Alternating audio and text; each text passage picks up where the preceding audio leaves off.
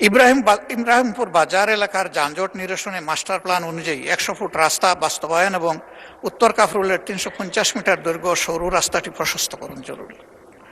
প্রথমটা একটা master plan আগে থেকে আছে, এখন এটা বাস্তবায়ন হওয়া দরকার। এই এলাকায় প্রায় যানজট লেগে থাকে, অসহনীয় যানজট। সেই জায়গাটার দিকে আমি দৃষ্টি আকর্ষণ করলাম। 4 নম্বর ওয়ার্ডের সরকারবাড়ি মোড় থেকে পলাশনগর এবং 13 নম্বর ওয়ার্ডের বড়বাগ থেকে পূর্ব মণিপুর পর্যন্ত অত্যন্ত জরাজীর্ণ রাস্তাগুলোর দ্রুত সংস্কার। বছরের পর বছর ভাঙ্গা চূড়া পড়ে আছে। এখানকার কন্ট্রাক্টর নাকি পালিয়ে গেছে, তো এখন কন্ট্রাক্টর আবার ফিরে এসে যতক্ষণ পর্যন্ত ওই ফ্যাসিস্টরা ধরা না দিবে ততক্ষণ পর্যন্ত কি মানুষগুলোকে এই যন্ত্রণা ভোগ করতে হবে? মাননীয় স্পিকার, এর তো একটা সমাধান হওয়া দরকার।